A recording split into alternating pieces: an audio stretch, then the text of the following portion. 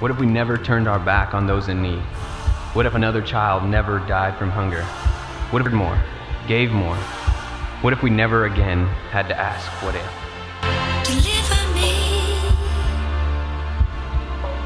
out of my sadness. Deliver me from all of the madness.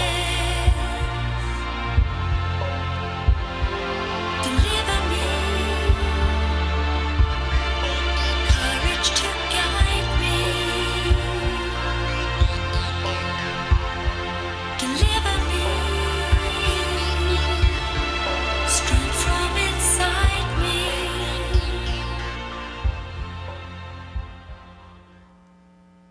It seems like everywhere we look, we see something in the media about unemployment, poverty, hunger, and homelessness. With more than a quarter of the world living on less than $1 a day and extreme levels of hunger and homelessness on the rise, I wondered what that pain felt like from their point of view. One day I got a wild idea and I put 4 quarters in my pocket.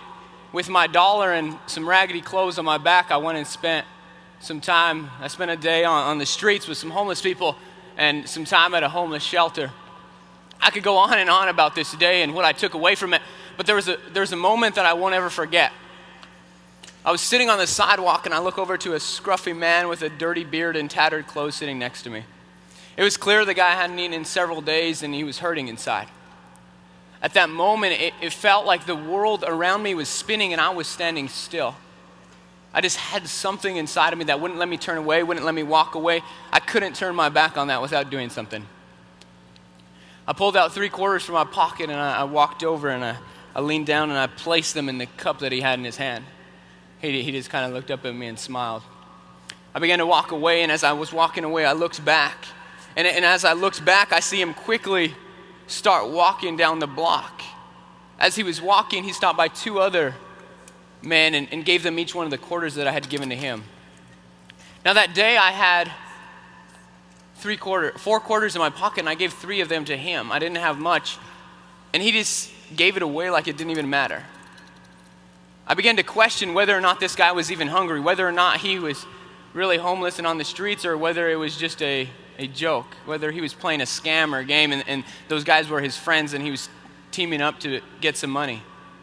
You know, maybe I should have given him the benefit of the doubt, but I was really bothered by this. In fact, I was so bothered that I had to tell him what I thought. I hurried toward him, and I kept walking down the block faster and faster, and I turned the corner that he had, but I couldn't find him. He had turned down this alleyway, and as I looked around this alley, I looked behind some garbage cans and dumpsters, and I made a couple turns on streets on both sides of the alley, and it was literally like the guy had vanished.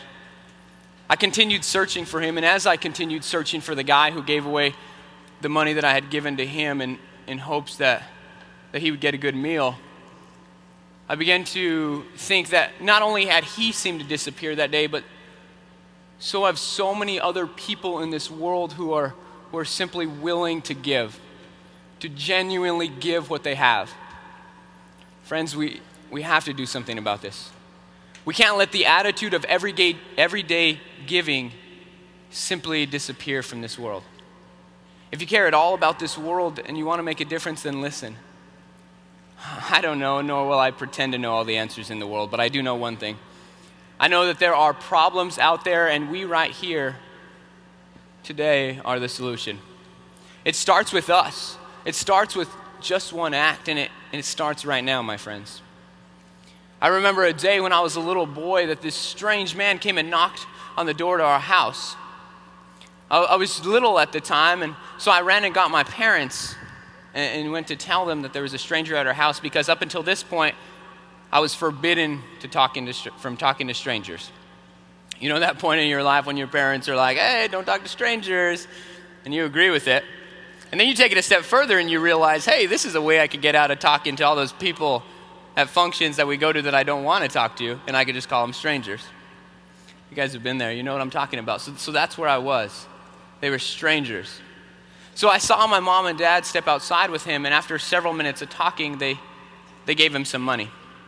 I didn't think much of it. I thought maybe my parents just bought something from him. They're very caring and giving people, so I thought maybe they were buying something from a door-to-door salesman, and soon he'd be on his way. But to my surprise, they invited him inside. And instead of getting to watch my favorite cartoons, which about this age in my life consisted of Teenage Mutant Ninja Turtles. Superman was a big hit, but let me tell you, my favorite one of all was the Power Rangers. I wish you guys could have seen these guys' faces when I said Power Rangers. It kind of lit up. Power Rangers are pretty cool. I like them. I even had a Halloween costume one year. There's pictures and everything to prove it. But I didn't get to watch Power Rangers, nor did I get to watch Teenage Mutant Ninja Turtles or any of those other things that I wanted to do on this Saturday because we had to entertain this guy at our house and we didn't even know him. My parents took it even further than that, and we all piled in the car and we drove to McDonald's because he said it was his children's favorite. Now, I had to be good for like an entire week to get a Happy Meal. He just rolls into my house. We don't even know who the guy is, and my parents give him whatever he wants. Finally, I had enough of it. I had to know what we were doing, why my day had been changed because my parents were driving this guy around. So finally, I just asked my parents why we had helped him. And my mom turned around, and she kind of leaned in a warm mother's voice that only they have. She said, well, Paul, did you see him?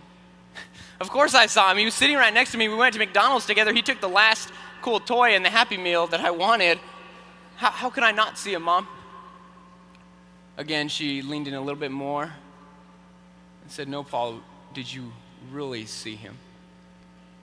Mom, I was sitting right next to him in the car. We drove to McDonald's. I was the one who told you that he came to the house. How in the world could I not see him? Then my dad jumps in out of nowhere and says, no, son, obviously you didn't. Because if you had seen him, you would know how badly he needed us. Looking back on that, I guess I hadn't seen him. In fact, I hadn't seen him at all. He was just some shape that walked into our house and changed what I wanted to do that day. All I was thinking about is what I wanted to do or what I wanted to watch on TV that I didn't even see the guy. Now, I don't know where this guy is today, and I don't know what happened to him. I wish I could tell you some fairy tale ending like he became a great family friend and we helped him out and we continue to, but I don't know where the guy is today. But I do know one thing that I took away from that day. If we can't see how badly people in this world need us, then we haven't even begun to open our eyes and see them. Once I stopped to recognize the situation and realize that he had lost his job, and as a single parent, he was doing all he could to keep food on his family's table, I began to see exactly why my parents had given so much. At first sight, he looked just about like we did, yet he had needs that I couldn't directly see. After all, being in need doesn't mean you have to be homeless on the streets. In fact, there are people all around us who look just like we do, who have needs and are facing problems that we would have never imagined. My family, we had our own needs too, but my parents, now they truly understand what it means to look past oneself and see others. And they model that. But how often do we really see other people in this world? How often do we get caught up in our own worlds with work and school and everything else that we forget to see all those people around us in need? We look right past them because we have all the things that we're thinking about. Who in this world needs you? And you look right through them. Maybe it's the boy in the back of the classroom who's screaming inside for a friend and everybody laughs at him and you don't want to go over and talk to him because you think you won't be cool if you do. And he needs you. Maybe it's your grandparents who get lonely and just wish you would come over more on the weekends and spend more time with them. Precious time that you have together. Maybe it's the girl who you pass by every single day in the hallway without even noticing, and you know who I'm talking about, who feels insecure, who's struggling inside with who she is, and just needs somebody in this world to tell her that she matters, that you care about her, or that she's important. Or maybe it's even the people half a world away who are literally dying, waiting for somebody to step up and do something. Whoever it is, wherever they are, they have one thing in common.